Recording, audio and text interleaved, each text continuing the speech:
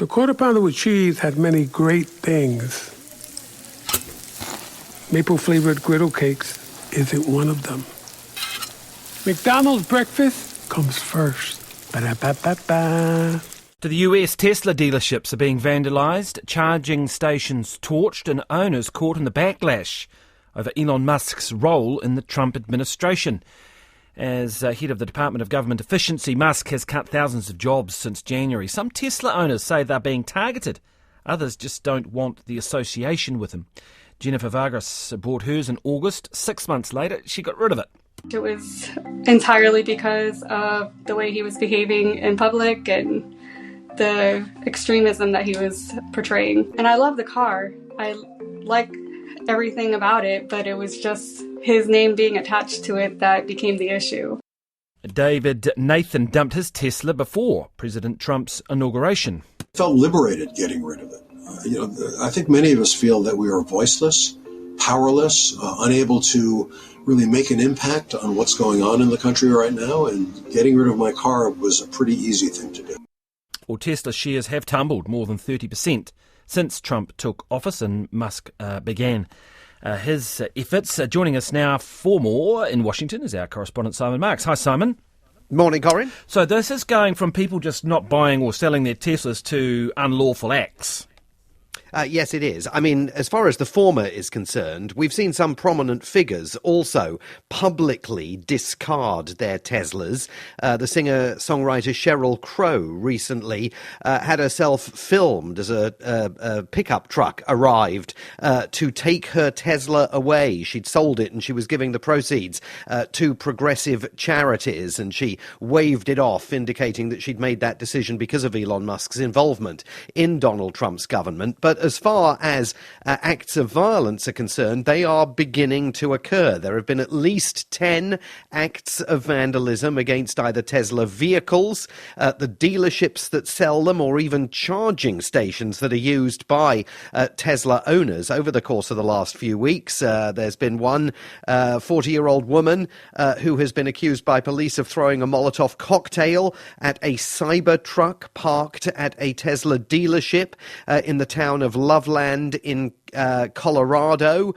More than half a dozen Tesla charging stations were intentionally set on fire last week in Boston, according to police there. And there were shots fired at a Tesla dealership on the West Coast in Oregon that damaged 3 cars and shattered windows. The motivation for that unclear. But Elon Musk clearly thinks that he is on the receiving end of targeted action now by people who disagree with him. He's taken to his own social media platform to say that damaging the property of others, also known as vandalism, is not free speech. And separately, of course, he has disclosed recently that he's on the receiving end of a growing number of death threats related to the very controversial work that he is doing in his role as head of the so-called Department of Government Efficiency, which of course is not a real government department.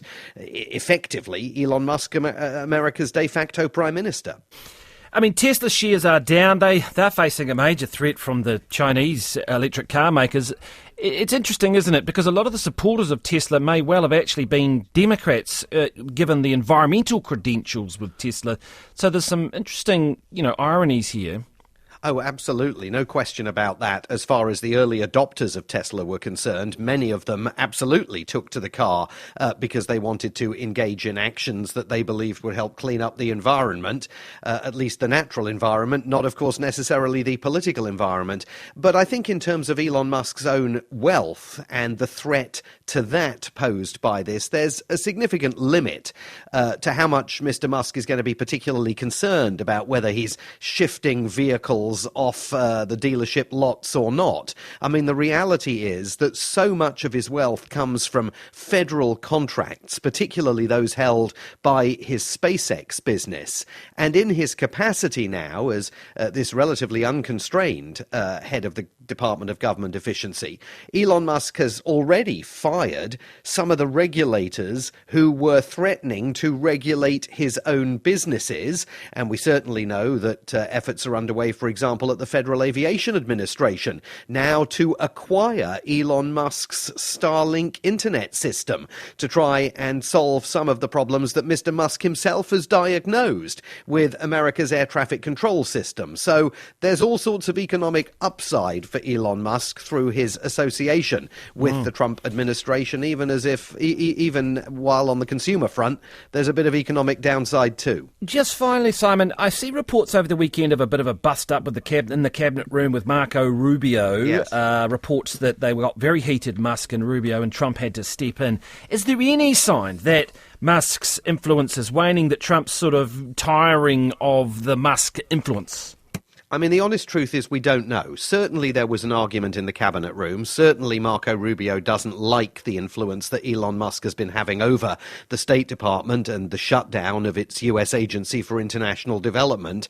And at that cabinet meeting, it appeared that Elon Musk's wings were slightly clipped by President Trump, who told members of his cabinet that they, not Mr. Musk, would be determining their staffing levels and their budgets going forward, although Mr. Musk would continue to play a prominent advisory role.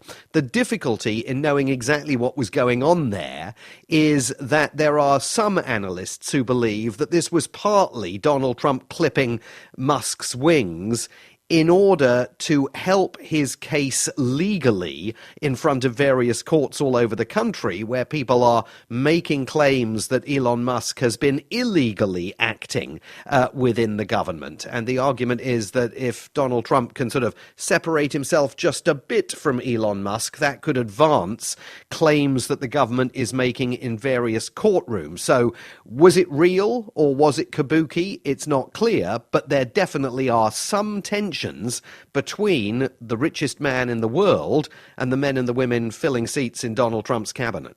Fascinating stuff. Thank you very much, Simon. Simon Marks, they're our Washington correspondent. The Quarter Pounder with Cheese had many great things. Maple-flavored griddle cakes isn't one of them. McDonald's breakfast comes first. Ba-da-ba-ba-ba.